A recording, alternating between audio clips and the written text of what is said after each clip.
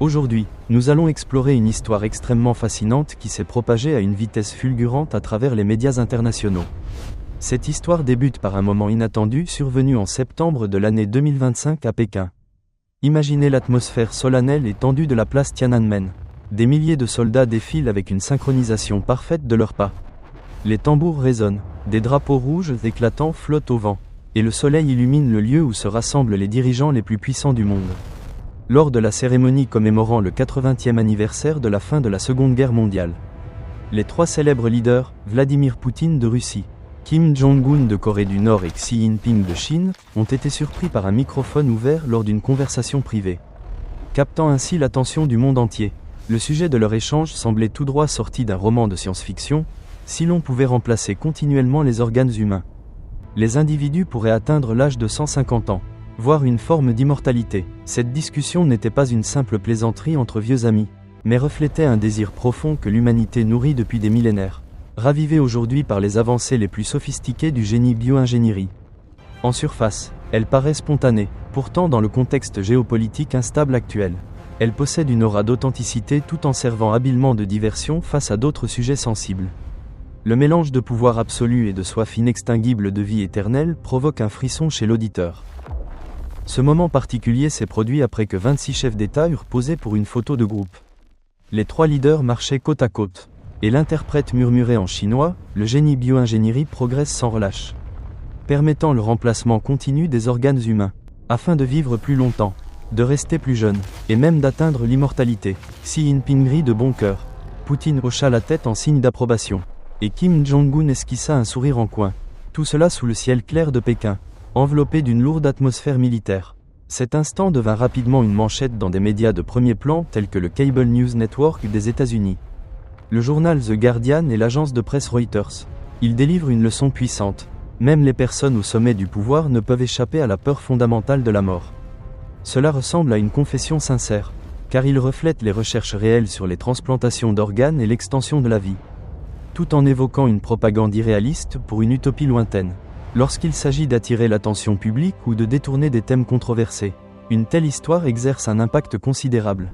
Pourtant, au fond de nous, qui ne souhaiterait pas vivre plus longtemps, en meilleure santé, et même éternellement, ce désir ancestral, qui brûle depuis l'époque des empereurs, n'est pas seulement personnel, mais un sentiment universel partagé par toute l'humanité, transmis à travers les âges et toujours vivace dans la société moderne. Pour bien comprendre l'éternité de ce désir, il faut plonger un peu dans les profondeurs de l'histoire. Le premier empereur de Chine, Qin Shi Huang, poursuivit avec une ténacité inébranlable la quête d'un élixir d'immortalité. Il envoya des milliers d'alchimistes dans des contrées lointaines pour trouver un remède conférant la vie éternelle. Mais il mourut finalement empoisonné par le mercure contenu dans les pilules qu'il ingérait. Sa peur de la mort le poussa à faire construire un immense mausolée, protégé par la célèbre armée de terre cuite, censée veiller éternellement sur son âme. Dans la culture est-asiatique, les pratiquants du taoïsme racontaient des histoires d'immortels qui, sur des sommets brumeux, endurèrent des siècles d'exercices rigoureux, respirant un air pur et surmontant la renaissance dans des forêts de bambous enveloppées de brouillard pour devenir des immortels libres et volants. Les légendes occidentales de l'alchimie ajoutent encore plus de mystère, partant de la civilisation égyptienne antique avec ses pyramides et le Nil coulant paisiblement. Cet art se répandit le long des routes poussiéreuses de la soie vers l'Asie et l'Europe du Moyen-Âge obscur. Les alchimistes travaillaient dans des laboratoires faiblement éclairés, emplis d'odeurs de soufre, devant des fours rugissants, convaincus de détenir le secret pour transformer le plomb en or et créer un remède universel capable de guérir toutes les maladies, du cancer au vieillissement, et d'accorder une longue vie. Le fil conducteur de toutes ces histoires est la peur désespérée de l'humanité face à la mort et le désir passionné de durée infinie. Même en l'an 2025, alors que le monde affronte des pandémies et le changement climatique, cette peur reste inchangée, elle s'est simplement transformée des arts mystiques aux méthodes scientifiques modernes. Ces exemples historiques montrent que la quête d'immortalité n'est pas une simple fantaisie, mais une force motrice pour le développement de la civilisation humaine, inspirant profondément les recherches actuelles sur l'extension de la vie. En effet, les études les plus récentes de l'année 2025 soulignent que la quête historique d'immortalité se connecte seamlessly à la génétique moderne. Comme la version avancée de la méthode CRISPR-Cas9, Clustered Regularly Interspaced Short Palindromic Repeats associée à la protéine 9, ou l'épigénétique. Ces technologies enrichissent les débats éthiques actuels avec des leçons du passé et favorisent une collaboration interdisciplinaire accrue. Par exemple, l'intégration de l'intelligence artificielle pour optimiser les thérapies géniques, accélérant ainsi la vitesse de recherche et améliorant la sécurité, selon une publication récente dans la revue Nature Médecine de l'année 2025. L'édition génique précise assistée par intelligence artificielle a réduit les risques de plus de 30%. Comme le prouvent plusieurs cas confirmés, accélérant ainsi la praticabilité. De plus, de nombreux laboratoires mondiaux coopèrent au développement de thérapies géniques personnalisées basées sur des cartes génomiques individuelles, augmentant les taux de succès et minimisant les effets secondaires, afin que même les personnes ordinaires puissent en bénéficier. Une autre avancée passionnante est l'application de la méthode CRISPR-Cas9 pour l'allongement des télomères. Comme l'ont démontré des chercheurs en 2025, après 6 mois de traitement, l'âge biologique a diminué en moyenne de plusieurs années, mesuré par des marqueurs cellulaires, la méthylation de l'acide désoxyribonucléique et les fonctions organiques. Ces progrès soulignent comment les inspirations historiques propulsent la science moderne, avec des études récentes confirmant que des facteurs lifestyle peuvent ralentir l'attrition télomérique et réduire les risques de maladies cérébrales liées à l'âge. Maintenant, comment la science moderne peut-elle prolonger la durée de vie ? Les chercheurs poursuivent avec enthousiasme 2 voies principales. Premièrement, ils recourent à la génétique et aux technologies cellulaires pour intervenir au niveau cellulaire. Dans des laboratoires brillamment éclairés fonctionnant 24 heures sur 24, les centrifugeuses bourdonnent, et les scientifiques observent avec tension des cellules minuscules à travers des microscopes. Deuxièmement, une voie plus spéculative et onirique, l'espoir d'une revivification future par cryoconservation, où le corps est stocké dans des installations extrêmement froides dans des cuves d'azote liquide, abritant des centaines d'espoirs. Pourtant, les experts soulignent comme une loi inébranlable, toute chose a 2 faces. Même si une méthode offre d'immenses avantages avec un risque minimal, les coûts pourraient être exorbitants, et il existe un danger de perte de vie ou de mutations incontrôlées. Malgré ces risques, les scientifiques progressent à travers d'innombrables expériences et analyses de données pour trouver des voies sûres, un rayon de lumière illuminant l'avenir de l'humanité. Les données les plus récentes de l'année 2025, selon un rapport dans le journal Nature Médecine, montrent que l'édition génique précise assistée par intelligence artificielle a réduit les risques de plus de 30%, avec plusieurs cas confirmés accélérant la praticabilité. De plus, des laboratoires globaux collaborent pour développer des thérapies géniques personnalisées basées sur des cartes génomiques individuelles, augmentant les taux de succès et réduisant les effets secondaires, afin que de larges populations puissent en bénéficier. Une autre avancée excitante est l'application de la méthode CRISPR-Cas9 pour l'allongement des télomères. Comme l'ont montré des chercheurs en 2025, après 6 mois de traitement, l'âge biologique a diminué en moyenne de plusieurs années, basé sur des marqueurs cellulaires, la méthylation de l'acide désoxyribonucléique et les fonctions organiques. Ces progrès rendent la science plus tangible et pleine d'espoir, avec des modèles murins montrant une extension de vie significative grâce à l'activation contrôlée de la télomérase. Plongeons maintenant plus profondément dans une question ancienne que tout le monde connaît. Mais que peu comprennent vraiment, pourquoi mourons-nous ? Cela concerne non seulement les humains, mais tous les êtres vivants, de la plus petite fourmi rampant sur des feuilles aux baleines gigantesques nageant dans les océans les plus profonds. Tous suivent cette loi universelle. Le doux murmure des vagues ou le froissement des feuilles au vent nous rappelle constamment le caractère cyclique de la vie limitée. Du point de vue biologique, la mort survient lorsque les erreurs dans le processus de division cellulaire s'accumulent avec le temps, comme de la poussière se déposant lentement sur une fenêtre. Du perspective évolutionnaire, la mort est une stratégie ingénieuse de survie. La génération suivante apprend autour de feu de camp les leçons des ancêtres et s'adapte à des environnements plus durs. Des pôles arctiques glacés au désert brûlant. Par l'innovation, c'est le mécanisme d'optimisation pour la pérennité de l'humanité. Comme un fleuve coulant sans cesse, la mort est l'équilibre parfait de la nature. Maintenant, la biodiversité et l'adaptabilité, est un élément central pour la survie de l'humanité sur des millions d'années. En complément, la mort dans le processus évolutionnaire élimine les gènes faibles, renforce la population globale, évite une consommation excessive de ressources par les individus âgés et assure ainsi la prospérité à long terme de l'espèce dans des environnements changeants.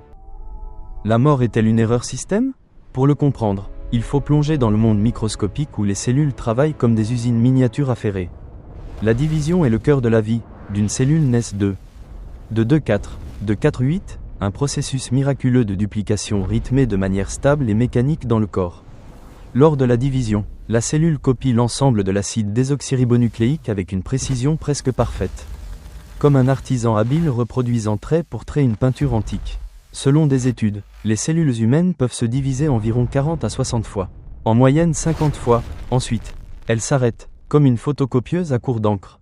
Mais pourquoi s'arrêtent-elles? Parce que les extrémités des chromosomes, appelés télomères, raccourcissent à chaque division, semblable à une lacette de chaussure s'usant par usage répété. Ce phénomène est un mécanisme de protection naturelle des cellules, empêchant des divisions infinies et maintenant la stabilité de la population. En 1961, l'anatomiste américain Leonard Hayflick découvrit ce phénomène dans un laboratoire calme, observant à travers un microscope le cœur battant d'excitation. La limite de Hayflick signifie que les télomères, après environ la 50e division, sont si courts que le copieur s'arrête. Comme à court d'encre, on pourrait penser, il suffit de recharger. Et c'est résolu? Pourtant, la réalité est plus complexe. Dès les années 30 du XXe siècle, Hermann Müller observa que des extrémités raccourcies causent des collages et des erreurs de mouvement. Dans les années 70 et 80, Elizabeth Blackburn et Joseph Gall confirmèrent dans des organismes unicellulaires la structure répétée d'acide désoxyribonucléique des télomères. En 1985, Blackburn, Carol Grader et Jack Szostak découvrirent l'enzyme télomérase qui reconstruit les télomères, et reçurent pour cela en 2009 le prix Nobel de physiologie ou médecine. Cette percée éveilla des espoirs mondiaux. En injectant l'enzyme, les télomères pourraient être régénérés, et dans des familles pleines de lumière et de rire, on pourrait vivre des siècles. Cette découverte forma la base d'innombrables études ultérieures et ouvrit un nouveau chapitre dans la science de la longévité.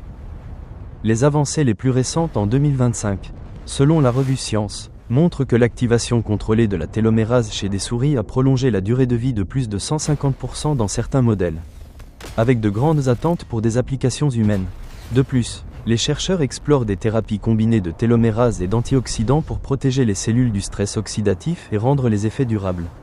Une autre innovation est l'utilisation d'épitalons, qui prolongent la longueur des télomères dans des lignées cellulaires humaines, comme le prouve une étude des National Institutes of Health de 2025. Réduisant ainsi les risques de cancer et de vieillissement. La réalité est cependant plus stricte. Chaque division nécessite de copier 60 milliards de nucléotides, un travail colossal, comparable à la construction d'une ville en un instant. Les enzymes de correction d'erreurs, comme des contrôleurs dans une usine bruyante, réparent ou éliminent les fautes, mais certaines échappent, comme des produits défectueux passant malgré une inspection rigoureuse. Ces erreurs accumulées affaiblissent les cellules, menant à la mort ou à des dysfonctionnements, comme une vieille machine grinçante. La limite de Hayflick est un ceinture de sécurité naturel et intelligent contre des erreurs infinies. Une régénération illimitée des télomères pourrait rendre les cellules cancéreuses et créer une forme terrifiante d'immortalité par division infinie. Jusqu'en 2025, des études actuelles dans Nature avertissent des risques. Des télomères anormalement longs augmentent le risque global de cancer. Comme une alarme rouge dans le corps. Ces résultats soulignent les dangers de la manipulation télomérique et appellent à des approches prudentes. Par ailleurs, la revue Cell a publié en 2025 des données cliniques sur de nouveaux médicaments contrôlant le raccourcissement des télomères, réduisant le risque de cancer et prolongeant la durée de vie de 20%. Des coopérations internationales élargies développent des nanorobots intelligents surveillant et réparant en temps réel les dommages télomériques, ce qui pourrait mener à des percées révolutionnaires dans les 10 prochaines années. Le corps humain a besoin de division, mais avec trop d'erreurs, il active une autodestruction programmée pour limiter les fautes, une structure raffinée et intelligente. Un mécanisme naturel intégré. Les cellules saines se suicident pour protéger l'organisme. Les cellules défectueuses nuisent à l'hôte mais persistent obstinément. Les cellules cancéreuses trompent le système de deux manières principales. 85 à 90% détournent la télomérase pour maintenir les télomères, 10 à 15% la produisent elles-mêmes, les plus dangereuses et difficiles à traiter. Elles agissent comme des traîtres dans le système, avec une ruse effrayante. Heureusement, il existe des contre-mesures. Les inhibiteurs de télomérase neutralisent l'enzyme. Des vaccins ciblés entraînent des anticorps à attaquer les cellules excessives.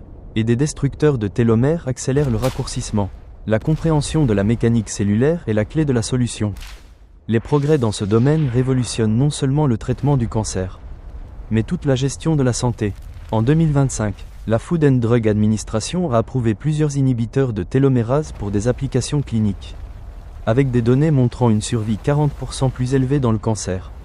Des générations nouvelles d'inhibiteurs, combinées à des immunothérapies, ont élevé dans des études le taux de survie à 5 ans pour des cancers avancés à un niveau historique. En résumé, la prolongation de la durée de vie par cellules souches sans mutation soudaine est une voie viable. Les cellules souches génèrent divers types cellulaires et se développent à partir d'une cellule comme lors de l'embryogenèse pour former un corps complet avec peau, muscles et nerfs. À l'âge adulte, elles se cachent dans la moelle osseuse chaude, le tissu adipeux mou, le sang circulant et le cerveau complexe, comme des artisans réparant les vieilles cellules.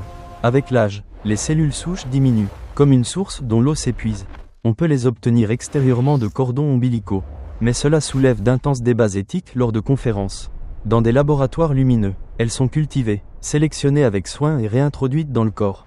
Cette méthode est le cœur de la médecine régénérative et peut remplacer les transplantations d'organes. La méthode de Shinya Yamanaka, lauréat du Nobel en 2012, fut une percée miraculeuse. En 2006, il confirma que 4 gènes avec marque de méthylation peuvent redéfinir les rôles cellulaires.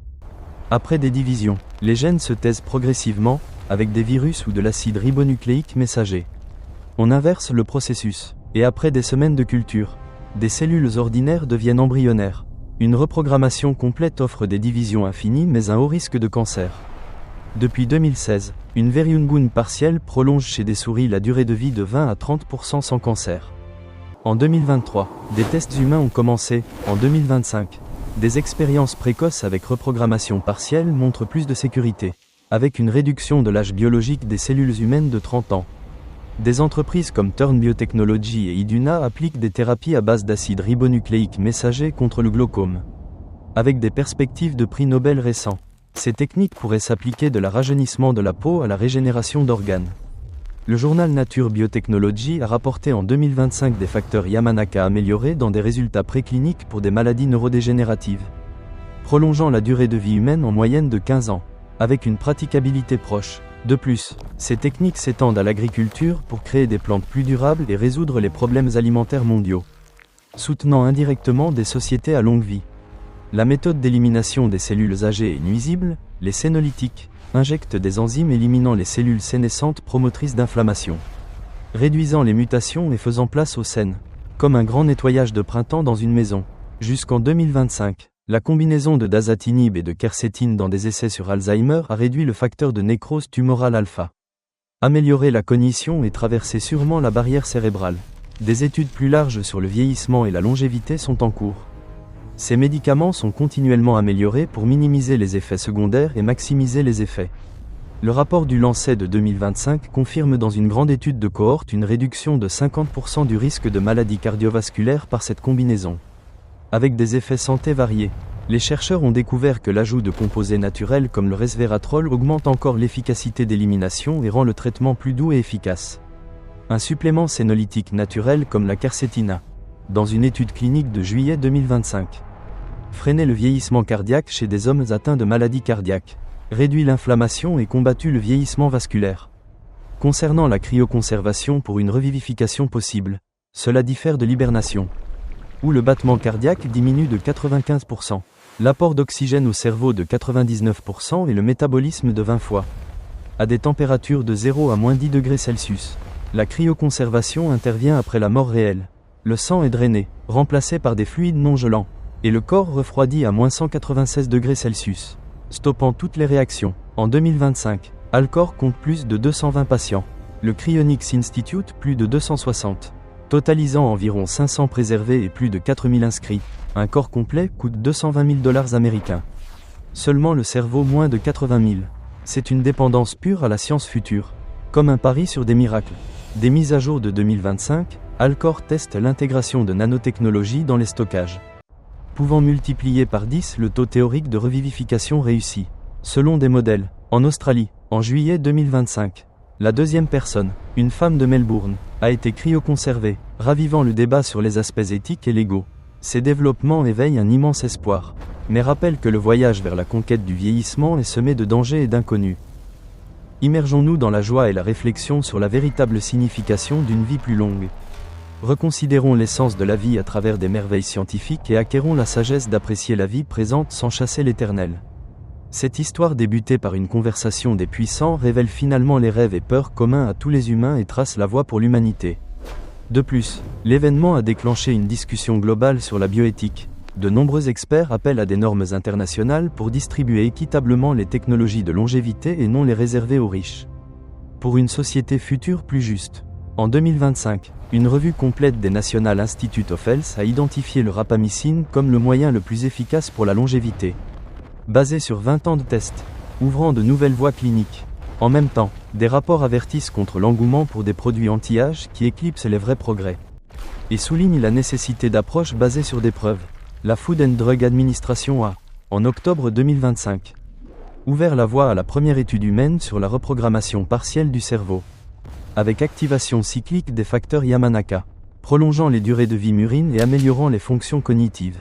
De telles innovations, combinées à l'intelligence artificielle pour booster l'efficacité de reprogrammation, comme démontré par OpenAI et Retro Bioscience en août 2025, promettent une révolution en médecine régénérative.